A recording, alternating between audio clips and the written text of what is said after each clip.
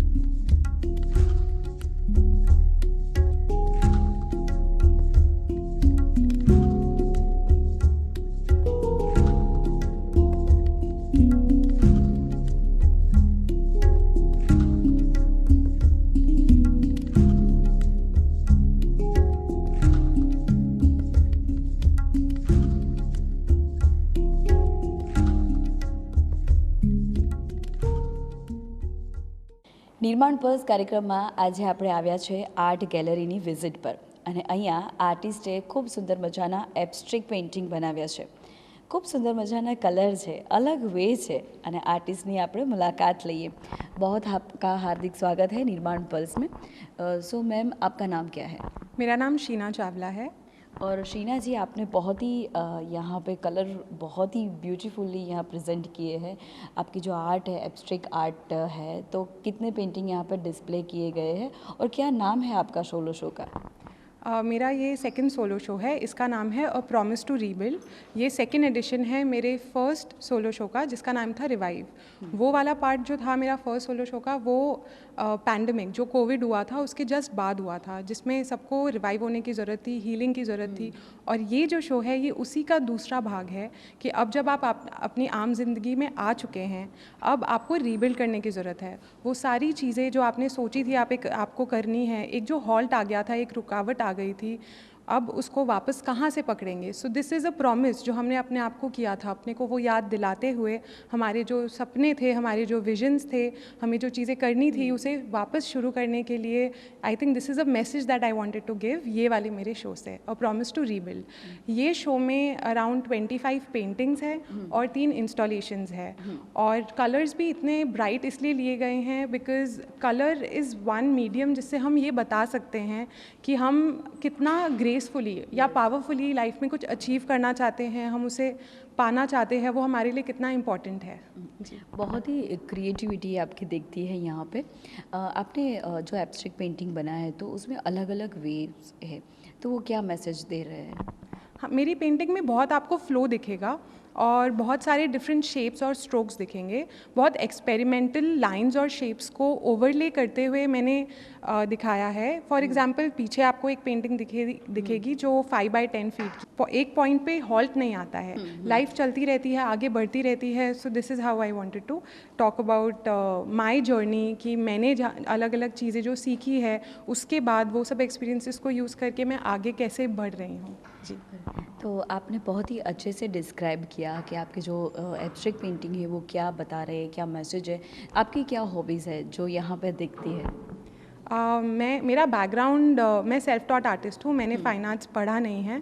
पर ऐसे देखा जाए तो मैं कॉमर्स स्टूडेंट रह चुकी हूँ, मैंने बीकॉम एमकॉम किया है, मैं मार्केटिंग स्टूडेंट रह चुकी हूँ और फ़ैशन मार्केटिंग किया, फ़ैशन डिज़ाइनिंग किया निफ्ट गांधीनगर से, मार्केटिंग मैंने लंदन से किया, बहुत सोलो ट्रैवलिंग करी। मैं प्रोफेशनल बास्केटबॉल प्लेयर रह चुकी हूँ 15 साल गुजरात से एज अ कैप्टन। तो और स्पेशली ट्रैवलिंग पार्ट भी बहुत इम्पॉर्टेंट था। तो ये इतने एक्सपीरियंसेस लिए मैंने लाइफ के और इतनी बार फील्ड चेंज करी और नई नई चीज़ें सीखी। तो I think it's an amalgamation इतने सारे स्किल सेट का और हॉबीज़ का। तो अब I think I have a lot to express, बहुत चीज़ें हैं, बहुत कहानियाँ हैं जो एक्सप्रेस करनी है। सो आई थिंक इसीलिए मैं ये आर्ट कर पाती हूँ। बहुत ही अच्छे से आपने बताया कि आपने बोला कि सोलो ट्रैवल आप करते हो, तो सोलो ट्रैवल में आपको क्या मज़ा आता है और क्या एक्सपीरियंस रहते हैं जो आप अपनी आर्ट में दिखाने की कोशिश करते हो? मुझे लगता है किसी भी इंसान के लिए इंटरनल डायलॉग, जो खुद के साथ वक्त बिताया हुआ, खुद के थॉट्स के साथ टाइम स्पेंड किया हुआ, वो बहुत ज़रूरी होता है। तो मेरे लिए सोलो आर्ट में मतलब जो भी आर्किटेक्चर हो गया, मुझे सबसे ज़्यादा वो अच्छा लगता है। कोई भी सिटी का लोकल फूड हो गया, आई थिंक फूड से आप लोगों के बारे में बहुत कुछ बता सकते हो। और जब आप अकेले ट्रैवल करते हो तो वहाँ के लोग जो हैं, लोकल लोग, आप उनसे बात कर पाते हो, क्योंकि कम्युनिकेशन और सोशलाइजिंग तो नेसेसिटी है और आप अकेले हो तो आप वो करोगे। उससे आपको पता चलता है डिफरेंट कल्चर, डिफरेंट डाइवर्सिफिकेशन, लोग कैसे सोचते हैं, हमारे जितने भी हमारे टैबूज़ हैं जो हमें लगता है एक बाउंडेशन में रह के कि ये नहीं होता होगा, आई थिंक वो सब खुल जाता है, आपका दिमाग खुल जाता है। You are so open to new things and new challenges and I think when you come back आप एकदम नए, अ पार्ट ऑफ यू हमेशा हर एक सोलो ट्रैवल की ट्रिप के बाद एक नया पार्ट अपने साथ जोड़ के वापस लेकर आते हो। तो बहुत ही अच्छे एक्सपीरियंस हैं आपके जो आप हमारे साथ शेयर करिए। यहाँ पे आपका एक एब्स्ट्रैक्ट आर्ट है तो वो भी एक डिफरेंट वे बता रहा है, तो उसके बारे में भी हम बात करेंगे। आपका जो एब्स्ट्रैक्ट आर्ट है वो डिफरेंट वे बता रहा है, डिफरेंट बात बता रहा है, तो आपने ये क्या मैसेज देने की कोशिश की है कि डिफरेंट क्यों है, कैसे है? मैंने मेरे इस शो में एक नई चीज़ अटेम्प्ट करी थी, इंस्टॉलेशंस।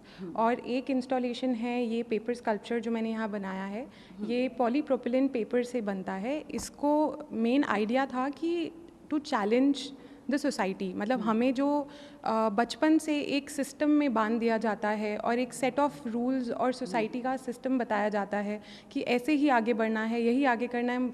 जो आर्ट है ना वो उसको चैलेंज कर पाता है। सो इधर मैंने नॉर्मल पेपर, अल्कोहल इंक का जो पेपर होता है which has a little plastic in it, उसको मैनिपुलेट किया है हीट से to give a very abstract form to it. और हर वो पेपर को जॉइन करके यहाँ बड़ा सा एक फॉर्म बनाया है, एब्स्ट्रैक्ट फॉर्म। और इससे मेरा मैसेज यही है कि लाइफ भी आप, इट्स ओके टू चैलेंज। अगर आपको कोई चीज़ दिल से पता है कि नहीं अच्छी लग रही, खर रही है, कुछ अलग है, it's okay to challenge it, change it, नई चीज़ें ट्राई करना, आगे बढ़ना। सो मेरा ये मैसेज है मेरे ये पर्टिकुलर इंस्टॉलेशन से। बहुत ही अच्छी बात बताई कि हमें किसी भी बात को इतना ज़्यादा ज़ोर से मत लेना चाहिए, नहीं लेना चाहिए कि जो हमारे हमको भी हार्म करे, हमें उससे जल्दी से निकल देना चाहिए। पीछे का जो पेंटिंग है तो बहुत ही कलरफुल है, कलर भी बहुत ही अच्छे हैं, तो वो क्या मैसेज दे रहा है? जो पीछे वाला पेंटिंग है, ये सेम पेंटिंग मेरे फर्स्ट एडिशन में भी रखा था। इसी का मैंने एक और वेरिएड स्टाइल बनाया है। ये 30 डिफरेंट पीसेस का सेट है और ये बेसिकली फ्लो बताता है। एक आपको दिख रहा होगा, it's like a map, it's like a pattern.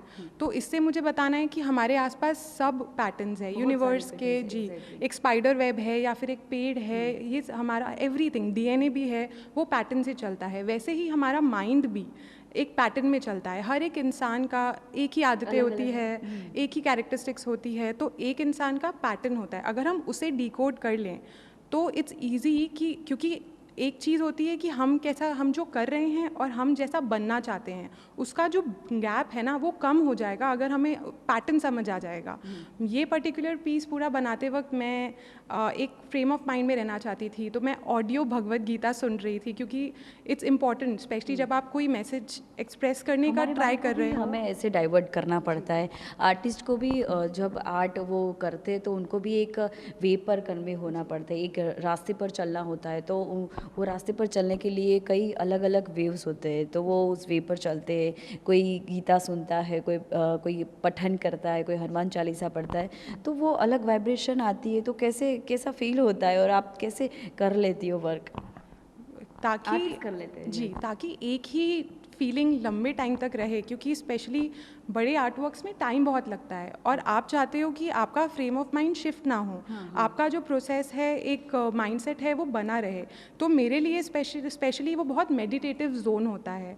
बाहर कोई थॉट्स डिस्टर्ब ना करे, डिस्ट्रैक्ट ना करे, मेरा फ्लो ना ब्रेक हो। इसलिए मैं, जैसे ये मैंने बताया पर्टिकुलर पीस में, आई थिंक ये कुछ दिनों का था और बहुत बड़ा था, तो कंसिस्टेंसी बहुत इंपॉर्टेंट होती है जब आप बड़ा पीस लेते हो। It's a challenge. सो जब आप ऐसी कोई चीज़ें सुनते हो जिसमें आप बिलीफ रखते हो और एक ही लाइक सेट ऑफ माइंड चलता है, तो बहुत ईजी हो जाता है कि आप मतलब 20th डे भी वैसा ही काम कर रहे हैं जैसा आप फर्स्ट डे कर रहे थे। जब पॉजिटिविटी होती है तो हम बहुत ही अच्छा क्रिएटिव वर्क कर लेते हैं, हम अलग वे में चलते हैं। जब नेगेटिविटी हम पर हावी हो जाती है तब आप आर्टिस्ट कैसे उनको टैकल करते हो? आपने बहुत ही अच्छा ब्यूटीफुली यहाँ पे नेगेटिव एनर्जी को भी अच्छे से पॉजिटिव वे में कन्वर्ट करते यहाँ पे आपने दिखाया गया है। तो आप कैसे अपनी नेगेटिविटी को बाहर निकाल देती हो और पॉजिटिविटी को यहाँ आप डिस्प्ले करती हो? एक आर्टिस्ट के लिए जितना इम्पॉर्टेंट पॉजिटिव साइड होता है उतना नेगेटिव साइड भी होता है।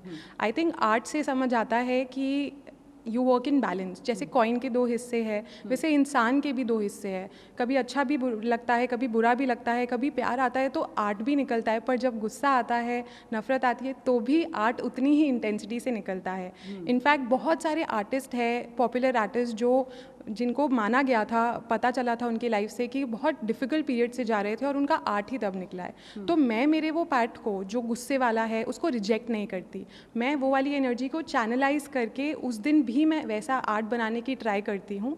और क्योंकि ये मेडिटेटिव प्रोसेस है तो ना ही मेरा सारा नेगेटिव गुस्सा एनर्जी निकल जाता है, आई थिंक पूरा न्यूट्रलाइज होके I am back to normal. So that's how I challenge those energy. आपके जो पेंटिंग्स है तो वो बहुत ही ब्यूटीफुल है, उसमें ब्लैक कलर है, उसमें रेड कलर भी आपने डाले हैं, तो वो क्या दिखा रहा है? आपके जो दो पेंटिंग्स है मुझे बहुत ही इफ़ेक्ट कर रहे हैं। जी, ब्लैक कलर कौन सा होता है? जब सारे कलर्स मिल जाते हैं तब ब्लैक बनता है। कहने को वो कलर है, बट मेरे लिए it's a set of all the colours. Red तो आता है, शादी हो या कोई भी चीज़ हो, पंडित भी होते हैं तो केसरी पहनते हैं, तो मेरे लिए red self love and freedom of expression is what red is. तो मैं पर्टिकुलरली ये दो कलर्स, और इट्स चैलेंजिंग क्योंकि रेड बहुत ब्राइट है और ब्लैक बहुत डार्क है, तो इनको कैसे साथ में करना है मैंने एज अ चैलेंज लिया था। क्योंकि मैं लाइक पूरा अगर आपका बिलीफ सिस्टम है, जैसे कलर्स, सब कलर्स मिला के ब्लैक बनता है, वैसे आपका पूरा बिलीफ सिस्टम है।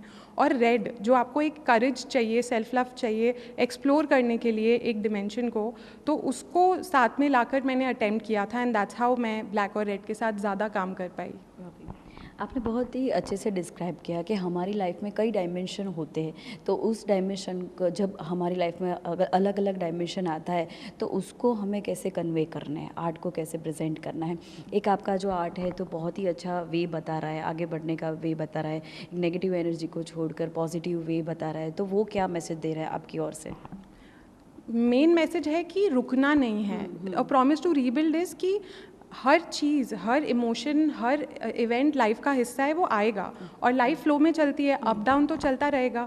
तो बेसिकली कोई चीज़ को पकड़ के रुकना नहीं है, आप कर्म करते जाओ, आप एक्शंस करते जाओ। एक एंड गोल है, कभी कभी तो गोल भी चेंज हो जाता है एक्सपीरियंसेस की वजह से, बट दूसरे गोल्स बनते हैं। So it's like a flow that you don't have to stop. मैं आर्ट करती हूँ, even on my worst days में आती हूँ, मेरे बेस्ट डेज में मैं आती हूँ, और वही चीज़ मैं मेरे आर्ट में आगे एक्सप्रेस भी करती हूँ। Just keep going on, show up आपके वर्स्ट डेज में भी, and that is a motivational thing कि आपके पास एक चीज़ है जो आप, एक एंड गोल है या फिर एक स्मॉल गोल है जिसके लिए आप रोज़ उठते हो, आप अपने आप को मोटिवेट रखते हो। So that is the message. Artist जो अपनी आर्ट की बारे में बात करते हैं तो उसमें बहुत सारी बातें आती है, तो यहाँ पे जो पेंटिंग आप डिस्प्ले किए गए हैं तो उसमें एक मैच्योरिटी की बात है, उसमें एक वे की बात है, अपने इमोशन को जीने की भी बात है, अपने आप को कंट्रोल करने की भी बात है। आज की लाइफ में हमें इमोशन को कंट्रोल करना भी आना चाहिए। कई लोग होते हैं जो इमोशन को कंट्रोल नहीं कर पाते, तो आपने अपने पेंटिंग्स में वो भी बताया कि वे बदल जाता है अगर हम अपने वे पर नहीं चलते, अपने रास्ते जो बदलते हैं तो अच्छा है, लेकिन हमें थोड़ा कंट्रोल करके भी चलना चाहिए। मैच्योरिटी दिखती है आपकी पेंटिंग्स में। तो आप इमोशन के बारे में क्या बताना चाहोगे और कितना कंट्रोलिंग लाइफ हमें अपने आप को बनानी है, कहाँ कहाँ कंट्रोल करना है आपके हिसाब से? आर्ट प्रोसेस ही बहुत इमोशनल होता है और आर्ट का बिगनिंग ही एक्सट्रीम इमोशन से स्टार्ट होता है, पर ये आर्टिस्ट की जर्नी होती है जो हमें समझ आता है कि जो एक्सट्रीम इमोशंस है वो है तो हमारा हिस्सा, हमें एक्सेप्ट भी करना है पर उसमें बह नहीं जाना है। आधे से ज़्यादा लोग क्या करते हैं, आम लोग, कि खुशी होती है तो हंसी भी बहुत आती है, लेकिन जब नहीं होती तो दुख भी उतना लगता है, किसी ने डांट दिया तो नाराज़गी भी बहुत होती है। और ये एक्सट्रीम इमोशंस क्या करते हैं ना, ये टाइम बिंग नहीं, ये हमारे साथ रहते हैं और हमारे पर्सनालिटी और कैरेक्टर को शेप करते हैं। तो कुछ लोग हमेशा गुस्से में रहते हैं, कुछ लोग बहुत अहम में रहते हैं। तो जो आर्ट है ना वो ह्यूमिलिटी सिखाता है, टू हाउ बी हम्बल। तो मेरा, अगर आप कह रहे हैं कि वो मेच्योरिटी दिख रही है, वो इसीलिए क्योंकि इतने सारे करियर्स चेंज करने के बाद, इतने सारे लोगों, from corporate culture to sports to art, I think मैंने इतने लोगों से डील किया, मुझे जो समझ आया पर्सनली, और अब जब मैं ये चीज़ बता पाती हूँ कि इमोशंस हमारा हिस्सा है पर वो हमसे बड़े नहीं हैं, हम हमारे इमोशन से बड़ा बनकर ज़िंदगी हमें जीनी सीखनी है। कभी भी कोई चीज़ हो, अच्छी चीज़ भी, एक पॉइंट के बाद सब कुछ टेम्प्रेरी है। जब आपको इतना समझ आ जाता है ना कि कोई चीज़ लंबे टाइम तक रुकेगी ही नहीं, तो उसका इफ़ेक्ट अपने आप कम हो जाता है मेंटली। अगर आप मेरे से नाराज़ हो, मुझे पता है आप ज़्यादा देर नाराज़ नहीं रहोगे, और अगर गुस्सा बड़ा है तो शायद ज़िंदगी से आप चले जाओ या ना चले जाओ। तो ये सारी चीज़ें तो चलती रहेंगी, बट इसमें बहकर मैं अपना आज खो दूँ और मैं अपने आप को खो दूँ, वो भी तो ठीक नहीं है ना। तो इसलिए जो बैलेंस ऑफ इमोशंस है और इम्पॉर्टेंस इमोशंस को कम देना, आई थिंक वो आर्ट बहुत अच्छे से सिखाता है। ये लाइंस जो मैंने बनाई, एंड एकदम experimental different lines and shapes बताई, इट्स लाइक एक्सेप्टेंस। पहले तो आप, first step is you accept कि हम एज एन इंसान पूरे सब चीज़ को मिला के एक हिस्सा है। दूसरी चीज़, आप चाहो या ना चाहो, लाइफ में आपकी सारी चीज़ें होने वाली हैं। जो आपको पसंद है वो नहीं है, जो लोग हैं वो नहीं है, आपको वो काम भी करने हैं जो आपको नहीं पसंद, और वो भी जो आपको पसंद है। यही ज़िंदगी है। तो जब ये सब करना ही है और इसको एक्सेप्ट करके अलग अलग एरियाज़ को साथ में मर्ज करके चलना और इमोशंस का बैलेंस लेना, यही मैं मेरे आर्ट से बताना चाहती हूँ। आपने तो बहुत अच्छे से डिस्क्राइब किया। तो एक लाइफ बताई है आपने अपने जो आर्ट है उसमें, तो जो लाइफ बताई है तो उसमें जो ब्लैक कलर के स्ट्रोक दिए गए हैं, उसमें रेड कलर भी दिखाया गया है, वाइट कलर का कैनवास भी है, तो वो क्या दिखाने की कोशिश की है? वो लाइफ के जो वेव्स है वो है, लेकिन आपके हिसाब से वो आप क्या दिखाने की कोशिश कर रहे हैं?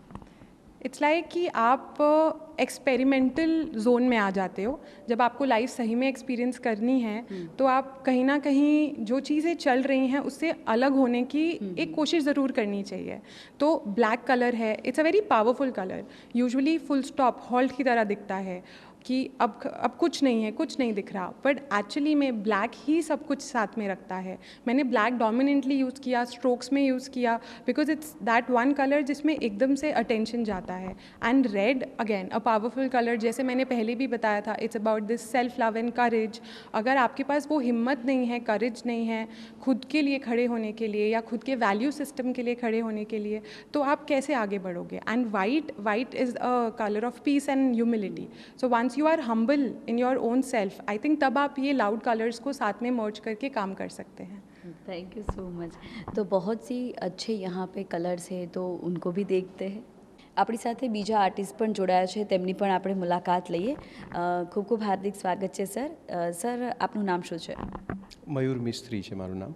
અને મયુર સર, તમે વોટર કલર આર્ટિસ્ટ છો, તો અહીંયા એબ્સ્ટ્રેક્ટ આર્ટિસ્ટે ખૂબ સુંદર રીતે ડિસ્પ્લે કર્યું છે અને એબ્સ્ટ્રેક્ટમાં પણ વેરિએશન છે, તો એક આર્ટિસ્ટ તરીકે તમે આ એક્ઝિબિશનને કઈ દ્રષ્ટિથી નિહાળી રહ્યા છો? એકચ્યુઅલી આમાં જે કંઈ એમણે વિઝ્યુઅલ રિપ્રેઝન્ટેશન કર્યું છે ને એ વધારે એક તો કલર છે, બીજા વેરિએશન ઓફ સ્ટ્રોક્સ છે જેનાથી એક ટેક્સચર ઊભું થાય। એટલે એનર્જી જ્યારે તમે ચિત્રો જુઓ, એબ્સ્ટ્રેક્ટ આર્ટ એવી વસ્તુ છે કે વ્યૂઅર ઉપર છે, વ્યુઅર એને કઈ રીતે ઇન્ટરપ્રેટ કરે છે Yes. એ દરેક એને અલગ રીતે જોશે. એટલે હું જ્યારે આખું કામ જોઉં છું તો મને એમાંથી એક એનર્જી ધારો કે નીકળતી હોય એવી ફીલ એક આવે છે, બરાબર. એટલે તમે સ્ટ્રોક્સ જુઓ કે જે ટેક્સચર ઊભું થઈ રહ્યું છે, બરાબર છે, દરેક વસ્તુમાં એક એનર્જી છે. પ્લસ એક ફ્લો છે, જેમ એમણે તમે જોશો ને તો મોસ્ટ ઓફ ધ વર્કમાં એક કન્ટિન્યુઅસ લાઇન્સ છે, રાઈટ.